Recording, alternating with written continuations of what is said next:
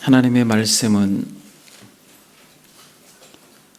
요한복음 17장 3절, 다 같이 한 목소리로 읽겠습니다. 영생은 곧 유일하신 참 하나님과 그의 보내신 자 예수 그리스도를 아는 것이니라. 아멘. 영생은 곧 유일하신 하나님과 그가 보내신 자 예수 그리스도를 아는 것이니이다. 우리는 사도신경의 마지막 부분에 지금 다다래 있습니다. 사도신경은 삼위일체 하나님의 영광을 믿고 소망하는 것이 바로 우리의 믿음이다 라고 하는 것을 우리가 지속적으로 살펴보고 있습니다. 성부 하나님께서 천지 만물을 창조하시고 그리고 유지하시고 보존하시고 성자 예수님께서 객관적으로 우리의 구속의 은혜를 베풀어 주셨을 뿐만 아니라 성령께서 우리 각자 심령 가운데 주관적으로 하나님의 은혜를 경험케 함으로써 저와 여러분들을 거룩한 공교회로 모으시고 죄 사함의 감격과 몸의 부활, 이 몸의 부활을 넘어서서 참으로 저와 여러분들이 영원히 살 것에 대한 영생에 대한 소망을 바로 우리가 고백하는 이 사도신경 가운데 담겨져 있습니다. 지난 시간에 우리가 살펴본 것처럼 저와 여러분들이 죽음의 강을 건너게 되면 우리의 몸이 어떻게 된다고 말씀을 드렸습니까? 썩을 것이 썩지 아니할 것으로 다시 살아나고 욕된 것으로 심고 영광스러운 것으로 다시 살아나며 약한 것으로 심고 강한 것으로 다시 살아난다 라고 말씀을 드렸습니다. 여러분, 우리는 이것을 믿는 것입니다. 썩을 것으로 심었을 때 썩지 아니할 것으로 다시 살아나는 것, 욕된 것으로 심었을 때 영광스러운 것으로 다시 살아나는 것, 약한 것으로 심고 강한 것으로 다시 살아나는 것입니다. 여러분, 우리는 이 부활체를 입을 것을 믿습니다. 그런데 여러분, 이 부활체를 입는다라는 것이 왜 이토록 중요한 것이냐면 그것은 바로 우리가 마지막으로 오늘 고백할 영생과 맞물려 있기 때문에 그렇습니다. 여러분, 우리는 죽음의 강을 건너야지 우리의 죽은 이 몸이 다시 부활체를 입는 것이에요. 한 알의 밀이 땅에 떨어져 죽음으로 이 난과 같이 아주 화려하고 예쁜 꽃이 되는 것처럼 이것은 자연의 신비와도 같아요. 그래서 사랑하는 여러분, 하나님께서 인생들에게 특별히 허락하신 선물입니다. 예수 그리스도를 모르는 자들에게는 죽음은 영원한 사망으로 가는 길이지만은 예수 그리스도를 믿는 자들에게는 죽음은 하나님의 선물이라고 하는 것을 저와 여러분들이 진실로 믿게 된다면 우리는 지금 이 땅을 살아가는 많은 사람들이 죽음에 대하여 두려워하고 죽음에 대하여 터부시하는 것에 대하여 안타까워하고 그들을 향하여서 예수 그리스도를 믿으십시오. 예수 그리스도 안에 진정한 소망이 있습니다 라고 우리가 용기를 내서 그렇게 증거할 수 있을 것입니다. 여러분, 우리가 지금 예수 그리스도를 믿는다라고 할 때에 단순히 이 땅에서 잘 먹고 잘 누리기 위해서 예수님을 믿는다면 여러분, 그것은 슬픈 것이에요. 우리의 믿음의 고백 속에 정확하게 우리의 중심으로 고백되어지는 것은 무엇이냐면 영생을 믿습니다. 그런데 이 영생을 믿는다는데 썩어질 몸으로 영생하는 것이 아니에요. 연약한 육체로 영생하는 것이 아닙니다. 하나님께서 완전히 새롭게 하신 육체로 영과 육이 연합하여서 영생할 것을 믿는 것입니다. 여러분, 창세기에 보게 되면 아담과 하와가 범죄하였을 때 하나님께서 가죽옷을 입혀주시고 그 다음에 어떻게 합니까? 그 다음에 에덴의 동산에서 내보내지죠. 왜 내보냅니까? 하나님과의 관계가 어그러진 아담과 하와, 그들은 에덴에 있는 어떤 나무? 영생나무의 실과를 먹음으로써 영생할 것에 대한 그러한 문제로 인하여서 하나님은 내보내시고 화염검으로 들어오는 길목을 막습니다. 그러니까 여러분, 가죽옷을 입은 아담과 하와가 에덴에서 내어 쫓긴 것은 하나님의 말할 수 없는 은혜예요. 그것은 하나님 앞에 우리가 진실로 감사해야 될 감사의 제목입니다. 왜냐하면 어그러진 관계로 영원히 사는 것을 우리는 영생이라고 말하지 않고 영벌이라고 이야기합니다. 그러나 예수 그리스도 안에서 거듭난 저와 여러분들이 하늘에 미리 썩어야지만 이러한 아름다운 꽃이 되는 것처럼 저와 여러분들에게 있어서 죽음은, 예수 안에 있는 자들에게 있어서 죽음은 하나님의 선물이다. 죽음은 끝이 아니에요, 여러분. 이걸 진짜 믿는 것입니다. 여러분, 이게 믿어진다면 저와 여러분들의 마음속에 있는 근심과 걱정들이 조금은 가벼워질 것이에요.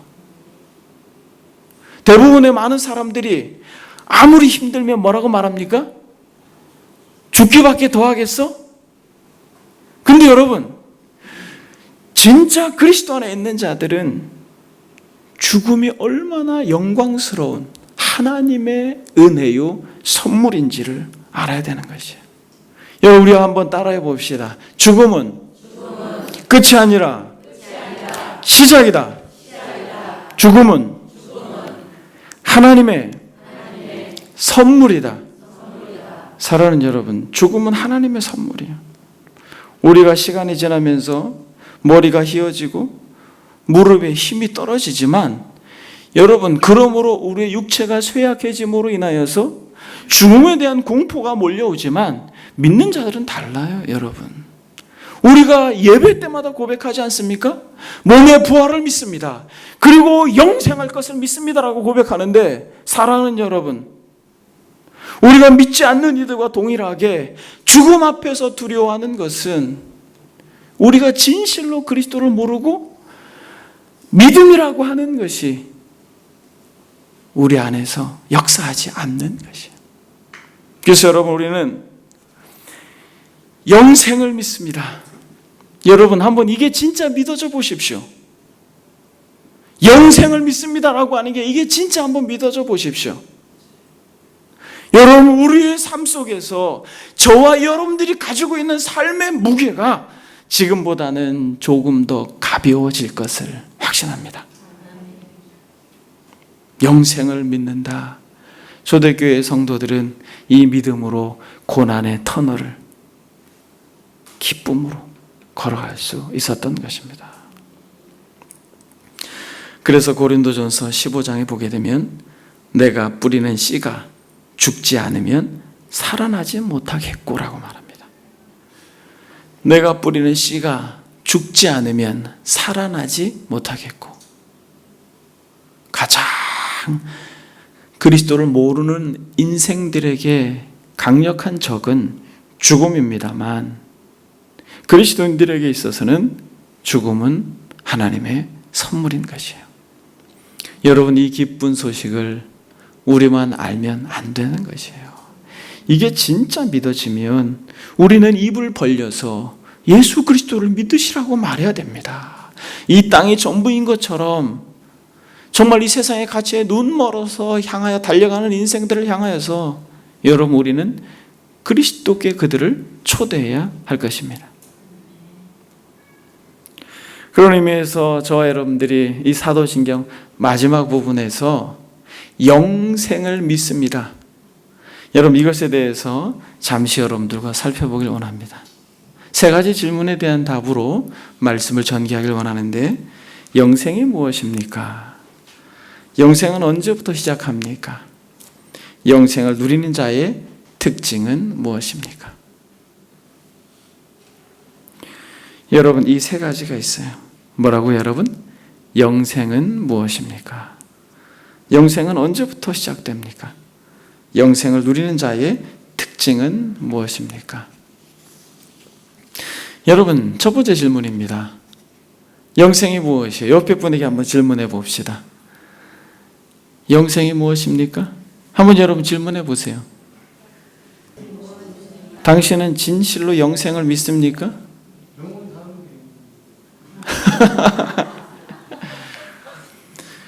그래요, 여러분. 이 사전적 의미로는 영원히 사는 것이에요. 오늘도 살고, 내일도 살고, 다음 날도, 또 내년에도 천년 만년 심장이 뛰는 게 영생이에요. 그래서 여러분, 이 땅을 살아가는 사람들이 이 영생에 대한 갈망이 끊이지 않았어요. 갈증이. 죽고 싶지 않았습니다. 여러분들 어때요? 사랑하는 여러분 어떻습니까? 이 땅을 밟고 살았던 수많은 사람들이 정말 죽기 싫어했어요. 여러분들은 어때요? 우리가 믿는 이 복음에 대한 이해가 깊었던 사도 바울은 진짜 마음 중심에서 죽고 싶다라고 하는 갈망이 있었어요. 이것이 염세주의죠. 어떤 우울증의 증상이 아니라, 여러분 바울처럼 열심히 세상을 살았던 인물이 없습니다. 그러나 바울의 마음 한편에는 늘 죽음을 기다렸어요. 그리고 늘 죽음을 갈망했습니다. 여러분들이 만약 그렇다면 이 땅이 얼마나 아름답게 보이겠어요? 행복하게 웃다가도 죽음만 생각하면 갑자기 마음이 어두워지는 거예요. 그래서 조금 더 살고 싶어가지고, 조금 더 건강하게 살고 싶어가지고, 그 건강을 유지할 수 있는 비결이라면 무엇이든 하려고 하는 것이 인간들입니다. 보기에도 끔찍한 것을 먹고 최선을 다해서 조금 더 연명하기 위해 몸부림을 치는 것이 인생들이에요. 그러나 여러분, 성경에서 말할 때 영생은 진시 황제가 권력을 총동원해서 수천의 어린이들을 다 아이들을 보내서 영생 불사의 불로초를 찾게 하였던 이러한 영생과는 거리가 먼 거예요. 영원히 사는 것을 담아내고 있습니다만 성경에서 말할 때 영생은 본질적으로 그걸 의미하지 않습니다. 결국 진시황이 여러분 50세도 채 못 돼서 죽음을 맞이했어요. 이처럼 영생은 인생들의 오랜 꿈이지만 여러분 놀라운 것은, 만약 여러분들이 예수 그리스도 안에 있다면 여러분들은 지금 영생을 소유한 자들입니다. 예수 그리스도 안에 있다면 여러분들은 지금 영생을 소유한 자예요. 살아서 나를 믿는 자는 죽지 않는다라고 우리 주님이 말씀하신 것처럼 우리에게 있어서 영생이 선물로 주어졌다라는 것이에요. 그럼 여러분, 그렇게 주어진 영생이 무엇입니까? 우리에게 주어진 영생이 무엇이? 본문은 이 영생을 정확하게 정의합니다. 성경 어느 구절도 이 본문만큼 영생이 무엇인가에 대한 정의를 완벽하게 한 구절이 없어요. 오늘 본문에서는 우리 주님께서 고난받기 전에 대제사장적 기도를 드리시는 간구의 한 대목입니다. 영생은 곧 유일하신 참 하나님과 그가 보내신 자 예수 그리스도를 아는 것이니이다. 영생은 곧 유일하신 참 하나님과 그가 보내신 자 예수 그리스도를 아는 것이다. 이렇게 이야기합니다. 여러분, 영생이 무엇입니까? 이 말씀의 골격 가운데 가장 핵심이 무엇이에요? 영생은 알미예요. 이게 영생입니다. 시간의 개념을 훨씬 초월한 내용으로 성경은 영생을 정의합니다. 영생은 뭐라고요? 영생은 아는 거라는 거예요. 그런데 무엇을 아는 것인가? 영생은 알미인데 무엇을 아는 것이냐면 하나님을 아는데 이 하나님이 인간들이 만들어낸 어떤 신적인 개념을 아는 것이 아니라 영원전부터 존재하셨던 유일하신 하나님을 아는 것이 영생이라는 것이에요. 이 유일하다라고 하는 이 하나님의 구분은 뭐냐면 유일한 하나님일 수 있는 것은 하나님이 이 땅에 오신 것, 독생자 예수 그리스도를 이 땅에 보내셔서 저와 여러분들이 죽어야 할 그 십자가에서 하나님 자신이 못 박히신 그 유일하신 하나님을 아는 것이 영생이에요. 많은 사람들이 마음속에 종교의 씨앗이 있어가지고 신을 향하여 갑니다. 그래서 많은 이방 종교들은 하나님을 찾아서 갑니다. 그것은 유일하신 하나님이 아니에요.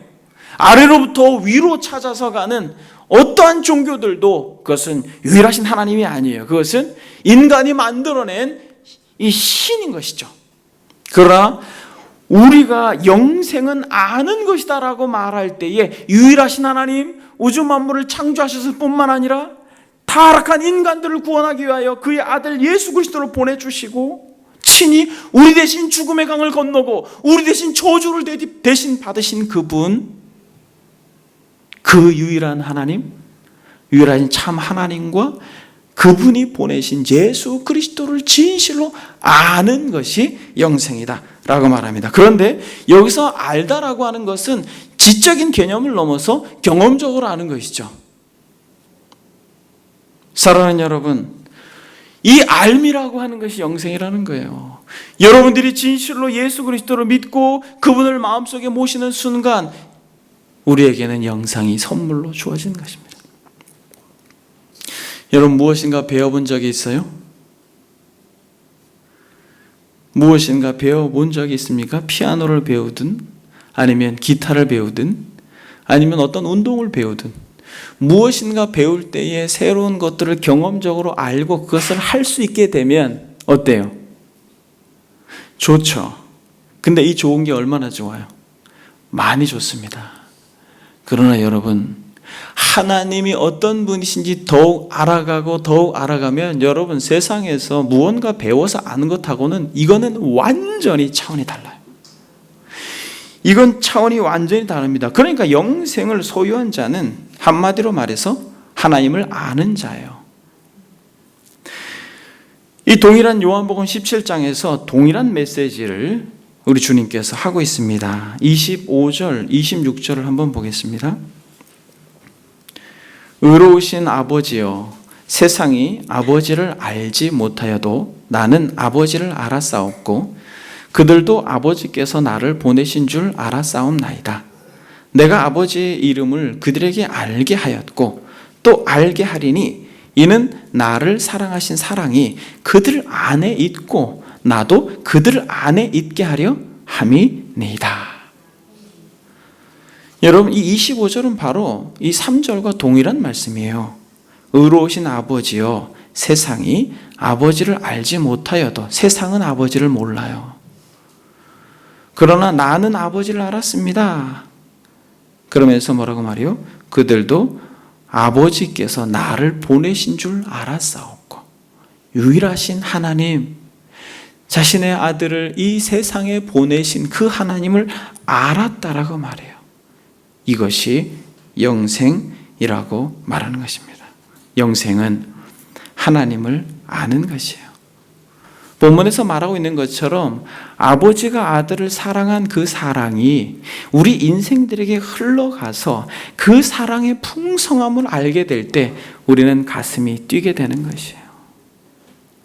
우리가 늘 들어왔던 십자가의 사랑이 하나님의 말할 수 없는 긍휼과 자비의 그 풍성함의 결과라고 하는 걸 알고 그것 때문에 심장이 뛰는 인생들은 영생이 그 10년 가운데 선물로 주어진 것이라는 것이에요. 그러므로 여러분, 하나님의 영광을 보고 하나님을 아는 것, 이것이 영생이다 라고 성경은 말씀하고 있습니다.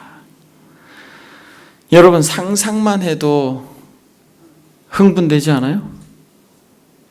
지금은 우리가 간헐적으로 마치 거울과 거울로 바울 당시에 희미한 구리 거울로 보는 것 같아 그렇게 답답함이 있지만은 그 나라에 가면 얼굴과 얼굴로 뵙는 것처럼 영광스러운 하나님을 독대하고 우리의 부활체인 신령한 몸으로 이 땅에서는 그 영광의 하나님을 알아가면 알아갈수록 두렵고 공포스럽지만은 그래서 화로다 나여 망하게 되었다라고 말하지만 진짜 부활의 영광체로 신령한 몸으로 그분을 전인격적으로 모든 것을 다 흡수할 수 있는 존재가 되었을 때에 우리는 그 나라에서 말할 수 없는 감격과 우리가 상상할 수 없는 기쁨으로 영원토록 살 것을 우리는 기대합니다.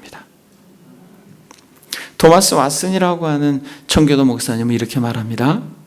그리스도의 육체를 통하여 신성의 빛나는 광채와 광선들이 그들 스스로가 그 영화로운 눈들에 비추어질 것입니다. 그리스도를 통해 하나님을 바라보는 것은 정말 즐거움이 넘칠 것입니다.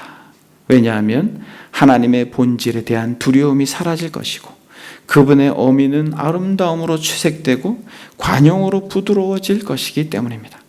하나님의 얼굴의 온화한 면모와 미소를 바라보는 것은 성도들에게 무한히 큰 즐거움이 될 것입니다.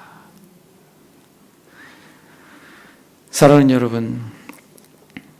여러분 한번 생각해 보십시오. 하나님을 아는 것이 영생이다. 이 개념이 여러분들의 마음속에, 여러분들의 영혼 속에 담겨지십니까? 여러분, 이 말씀이 담겨지세요? 유일하신 참 하나님과 그분이 보내신 예수 그리스도를 경험적으로 아는 것이 영생이다라고 하는 이 영생의 정의가 여러분들의 영혼 속에 담겨지십니까? 그렇다면 복된 인생이에요. 여러분, 저와 여러분들이 지금까지 수개월 동안 사도신경을 통하여서 유일하신 참 하나님과 그가 보내신 예수 그리스도를 알아가려고 했죠. 가장 기초적인 알물 우리가 익혀온 것입니다.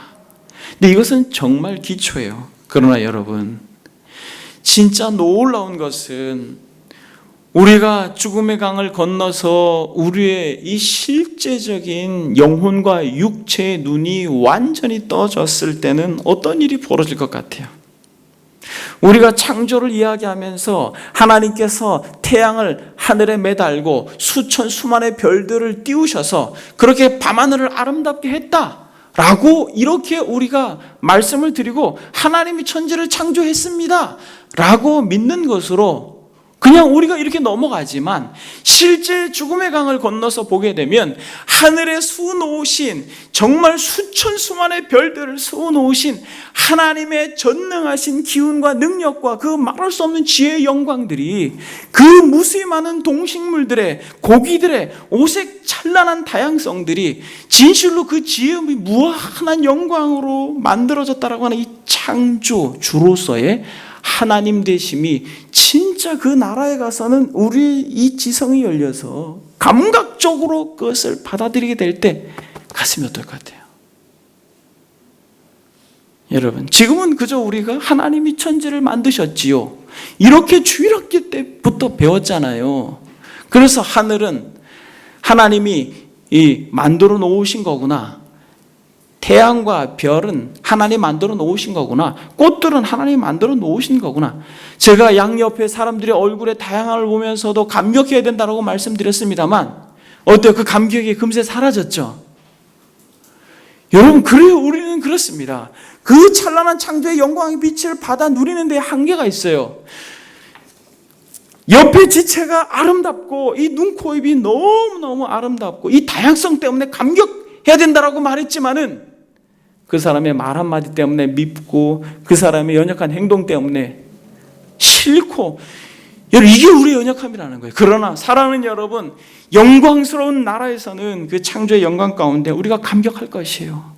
그 창조주께서 만들어 놓으신 이 우주 만물이 아름답게 보존되고 또 진행되고 또 유지되어지면서 역사 속에서 1차 대전, 2차 대전 뿐만 아니라 지금 현재 우리가 경험하고 있는 이 코로나도 하나님의 섭리의 그 지혜의 무한한 영광으로 이 모든 것이 그 섭리 가운데 진행되어진다라고 하는 것을 그때, 지금은 우리가 깜깜한 가운데 그저 마음 아파하지만은 그때 가서 모든 세계의 역사 가운데 하나님의 창조의 섭리 가운데 하나님의 지혜의 능력으로 펼쳐 보여주신 그 은혜들을 경험하게 될 때는 여러분 가슴이 뛰게 되는 거예요. 우리 개인의 역사도 마찬가지입니다. 전 인류의 역사뿐만 아니라 우리 개인의 역사도 마찬가지예요. 내가 그때 그 사람을 만나고 또 헤어지고 그날 밤에 그토록 울고 고통하며 괴로웠던 것, 이런 날이 나에게 정말 지옥 같은 날이 나에게 있다라고 처절하게 태어난 것을 정말 후회하면서 울었던 그 밤이 오히려 말할 수 없는 하나님의 자비가 있었고 하염없이 울고 있었던 나를 그분이 그 영광스러운 품으로 안아주었던 밤이었구나라고 하는 것을 우리가 깨닫게 될 때에 여러분, 우리는 이 영생의 영광을 가슴 뛰게 누리게 될 거라는 거예요. 뿐만 아니라 여러분, 우리는 그리스도께서 육신을 입고 이 땅에 오셨다라고 하는 것을 들었습니다.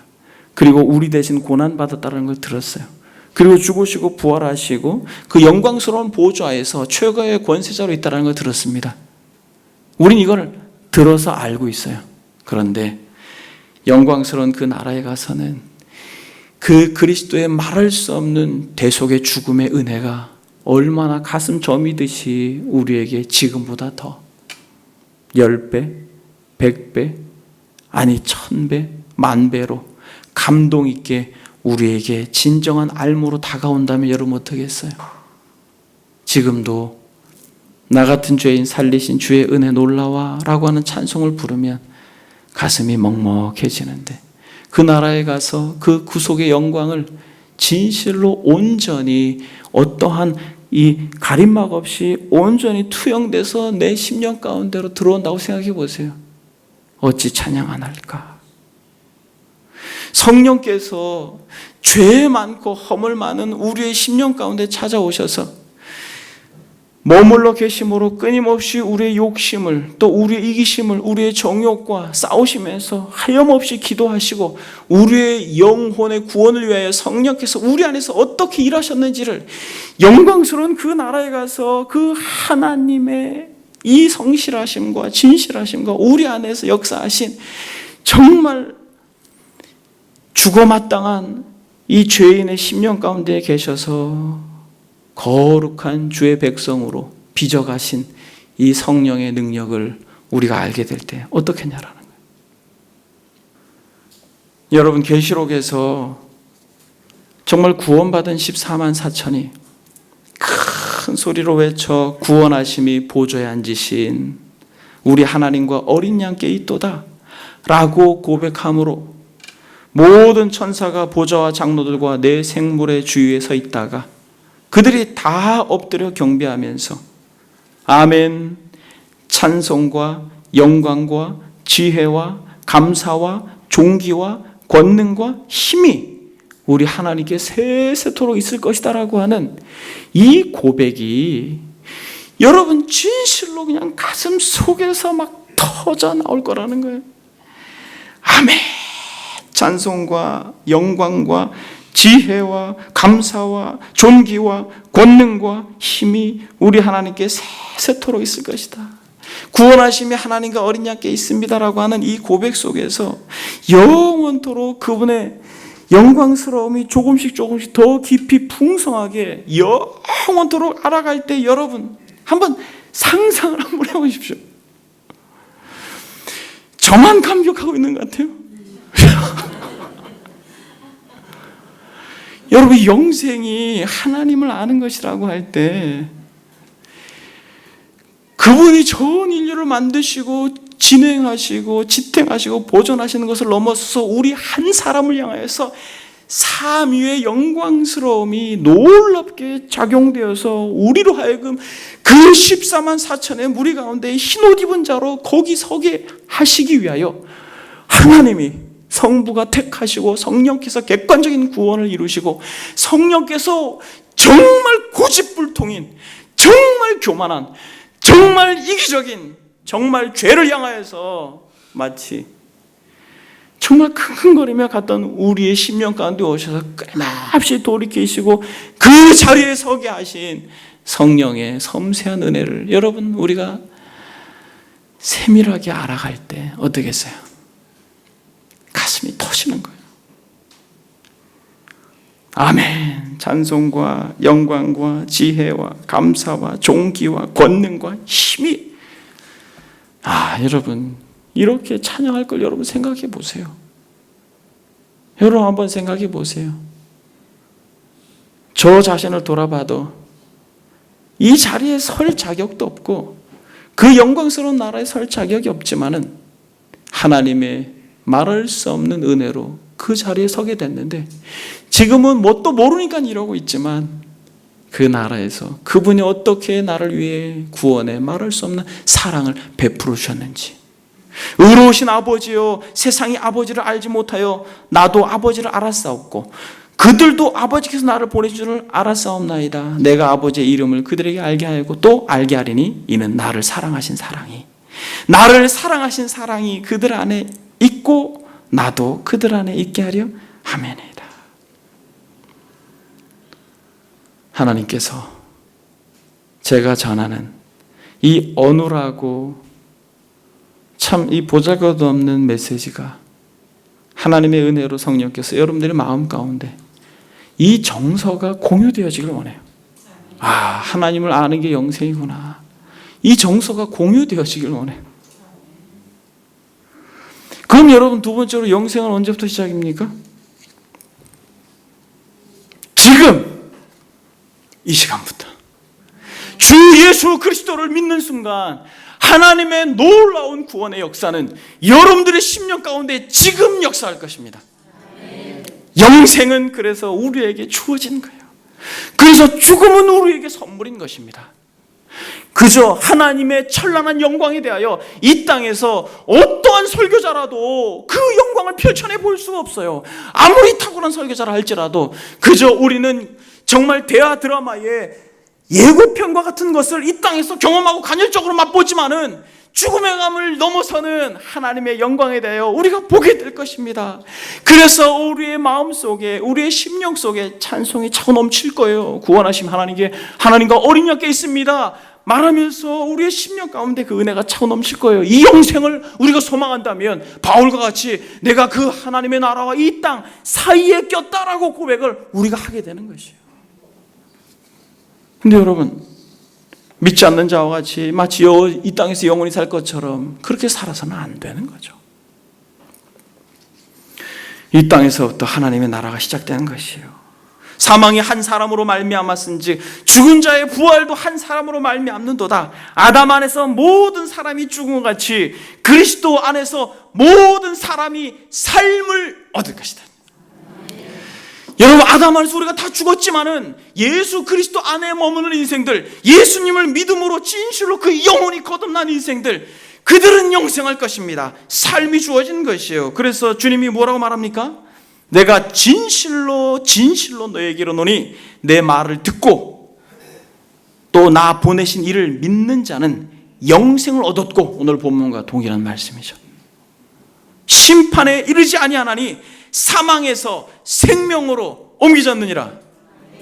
여러분 이 믿음을 우리가 소유하고 사는 것이에요. 이게 복음의 영광인 것입니다.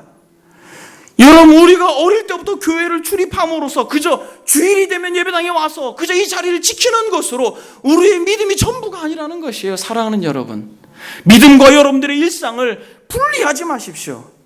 죽기밖에 더 하겠습니까?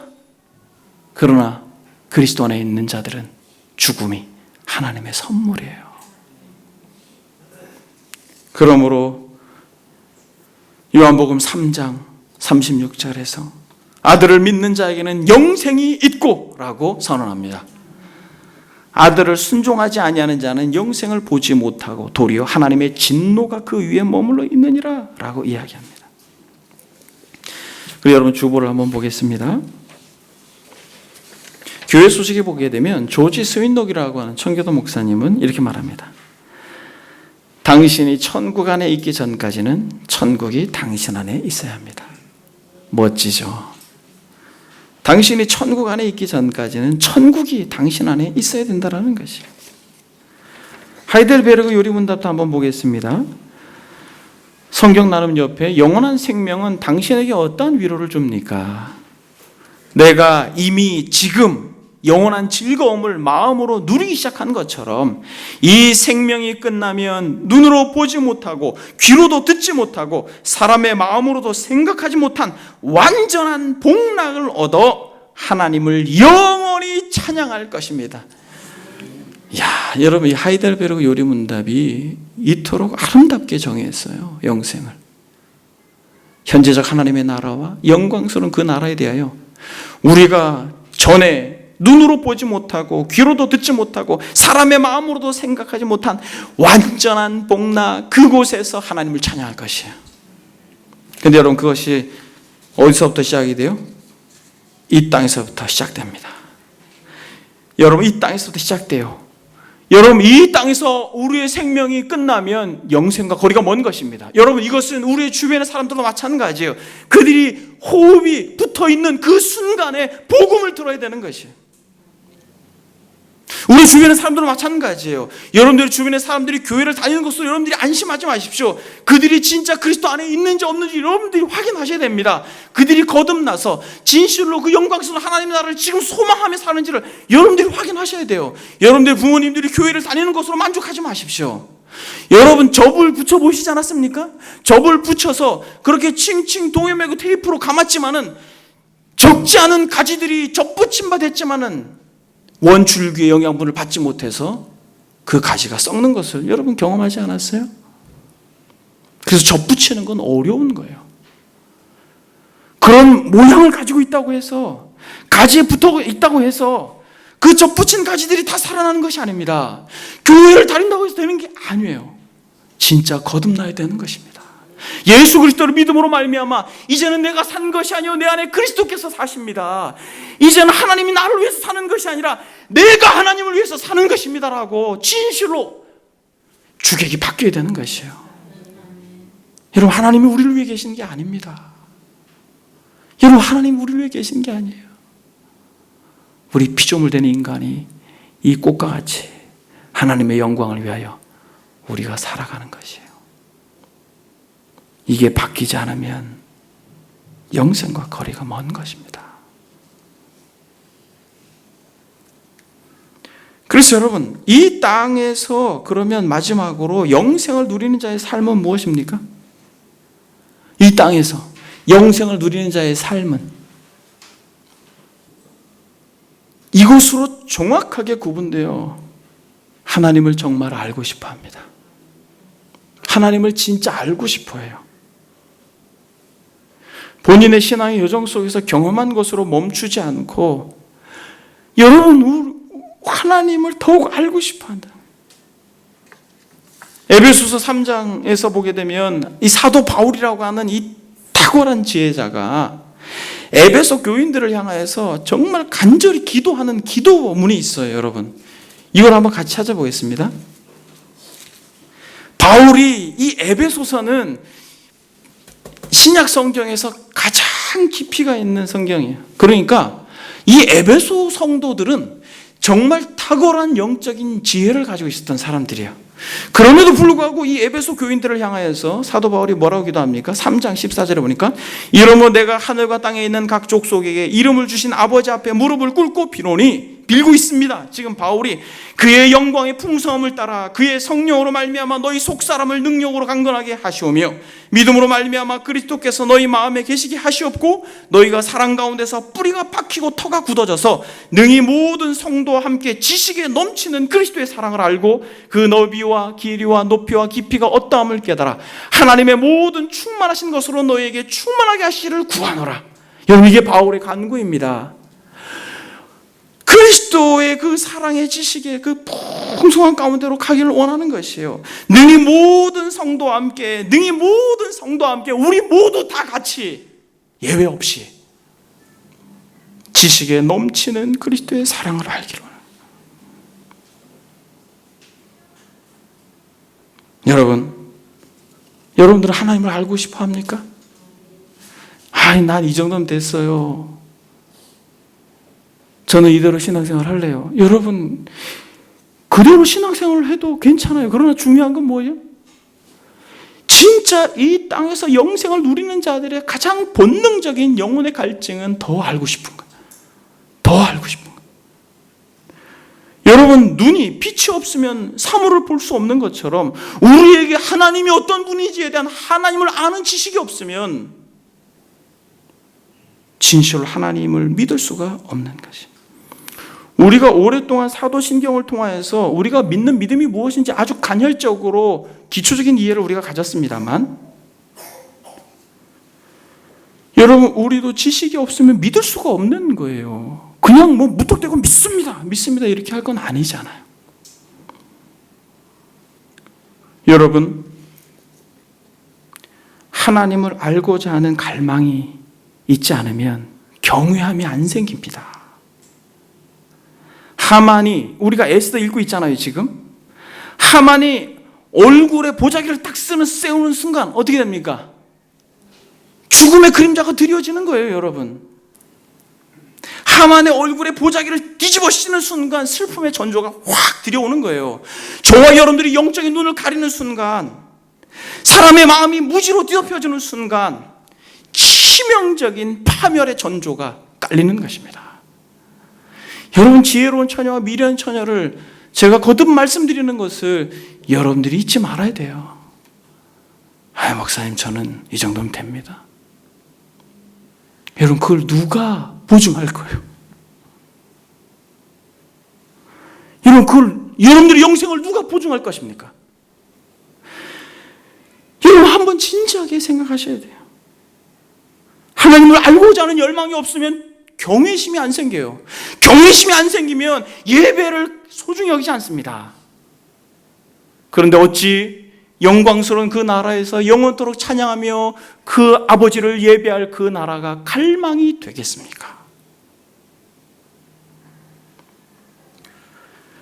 그러나 하나님을 알면 알수록 죽음을 두려워하지 않고 그 영원한 나라에 대한 소망으로 가슴이 벅차오르게 돼 있어요. 여러분, 우리가 그래야 되는 거 아니에요? 여러분, 저도 그렇고 여러분들도 그래야 되는 거 아니에요? 이 세상의 것들이 가치가 있습니다. 가치가 없다라는 게 아니에요. 그러나 하늘의 것이 워낙 가치가 있기 때문에 이 세상의 것이 무가치하다라고 인식이 되는 거예요. 여러분, 이 세상의 것이 얼마나 가치가 있어요. 자녀들의 교육도 소중하죠. 여러분, 어떠한 것도 가치가 없는 게 없습니다. 그러나 그 나라가 너무 영광스럽기 때문에 가치가 없게 다가오는 거예요.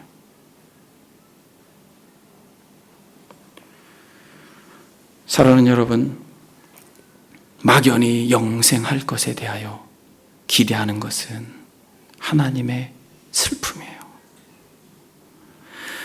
이스라엘 백성들이 자기들이 선민이라고 하면서 철저히 우상 숭배에 빠져버린 이스라엘 지도자들과 백성을 향하여서 호세아가 뭐라고 말했습니까?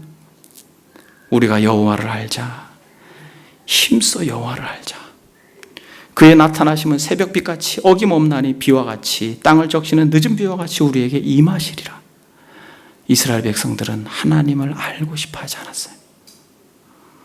만약 그들이 하나님이 어떤 분이신지 알려고만 했으면 이스라엘이 역사 속에 사라지지 않았을 것입니다. 그러므로 사랑하는 여러분, 오직 사랑 안에서 참된 것을 하며 범사에 그에게까지 잘할지라 그는 머리 곧 그리스도라라고 하는 이 바울의 음성을 여러분들의 마음속에 새기십시오. 베드로 사도가 모든 악독과 모든 기만과 외식과 시기와 모든 비방하는 말을 버리고 갓난 아이들과 같이 순전하고 신령한 젖을 사모하라. 이는 그로 말미암아 너희로 구원에 이르도 자라게 하려 함이라라고. 여러분, 우리의 영적인 상태가 교만해졌다면 순전한 어린아이와 같이 신령한 젖을 사모하는 저와 여러분들이 되길 바랍니다.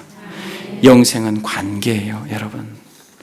영생은 다른 것이 아니라 관계예요. 하나님과의 관계, 그를 경외하는 마음, 그를 사랑하는 마음, 그를 소망하는 마음, 이것이 영생이에요. 근데 그 마음이 어떻게 생겨요? 그분을 알고자 할 때 생겨요. 그분의 거룩, 그분의 진실, 그분의 사랑, 그분의 공의, 그분의 영원성, 그분의 무한한 은혜, 그분의 자비. 여러분, 그걸 알 때 그분이 좋아지지 않겠어요? 그분이 누군지도 모르는데 그분이 좋아진다는 건 이상한 것이죠. 그래서 여러분, 막연히 영생하려고 하는 건 저주예요. 그것은 영벌입니다. 주보로 한번 보겠습니다. 이 주보만 읽고 말씀을 정리하겠습니다. 교회 소식에 보게 되면 존재 지속이 마냥 행복은 아닙니다. 이렇게 이야기하고 있어요. 아버지의 마지막 1년은 요양병원에서의 삶이었습니다. 몸이 많이 쇠약해져서 담당 의사가 굿줄을 낄 것을 제안하셨는데 어머니가 완강히 거절했습니다. 자식들로서는 그렇게 해드리는 게 맞다고 생각했지만 어머니가 끝까지 고집을 피우셨습니다. 쉽지 않은 선택인데 지금 생각하면 나름 지혜로웠다고 생각도 듭니다. 만약 누워 계시는 분들을 보느라면 마음이 아픕니다. 어떤 식으로든 생명의 지속은 소중하지만 바라보는 자식들의 마음도 무겁고 당사자도 힘겹지 않을까 하는 생각이 가끔 듭니다. 그래도 자신은 없습니다. 막상 부모의 숨이 헐떡이고 호스를 끼지 않으면 생명이 위태롭다는 말을 들을 때 단호하게 안 된다 라고 말할 수 있을지. 존재의 지속이 마냥 행복은 아닙니다.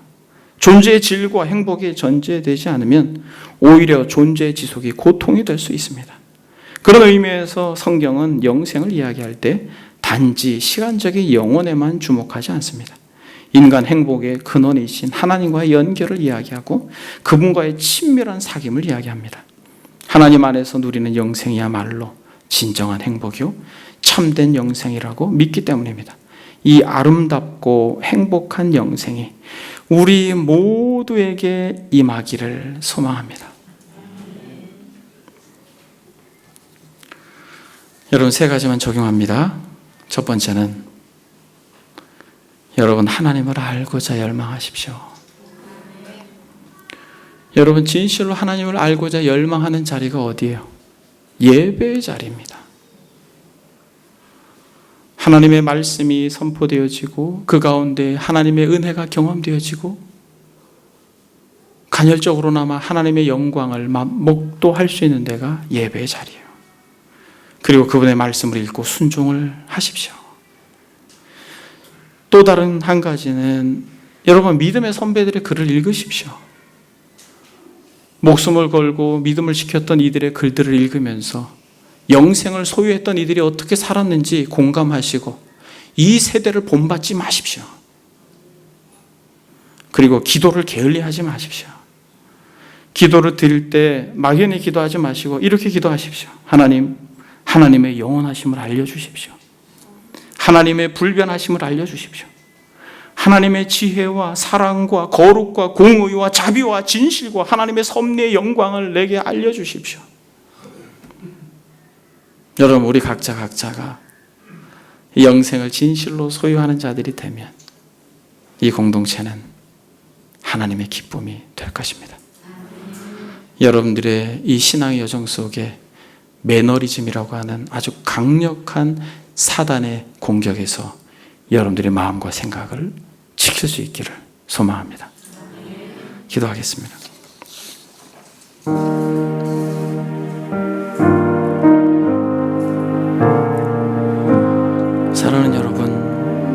저도 그렇고 여러분들도 그렇고 마지막 때의 낭패를 보지 말아야 할 것입니다. 영생을 누리는 자가 돼서 진짜 영생을 소유하게 되는 우리가 되게 해달라고. 주여, 하나님을 알기를 원합니다. 우리가 여호와를 알자, 힘써 여호와를 알자. 호세아의 음성처럼 이 시간에 들은 말씀 생각하면서 우리의 마음을 주님 앞에 내어드립니다. 기도하겠습니다. 모든 악독과 모든 기만과 외식과 시기와 모든 비방하는 말을 버리고 갓난 아이들과 같이 순전하고 신령한 젖을 사모하라. 이는 그로 말미암아 너희로 구원에 이르도록 자라게 하려 함이라. 주님, 진실로 우리의 심령 속에 여호와를 알고자 하는 갈망을 허락해 주십시오. 여호와를 알자, 힘써 여호와를 알자라고 말했던 이 호세아의 권면 따라 주님, 우리가 이대로 좋다라고 말하는 연약함에서 우리를 건져내 주시고 하나님 아버지, 더 주님을 알고자 하는 갈망과 소망이 우리의 심령 가운데 결실되어지도록 우리 사랑하는 권속들에게 그런 은혜를 베풀어 주시고 하나님을 알므로 죽음을 두려워하지 않는 참으로 복된 인생들 되게 하옵소서. 죽음이 하나님의 선물인 것을 하나님을 더욱 깊이 알아감으로 경험할 수 있도록 그렇게 은혜를 주시기를 원하고 살아계신 예수 그리스도 거룩하신 이름 받들어 기도드립니다.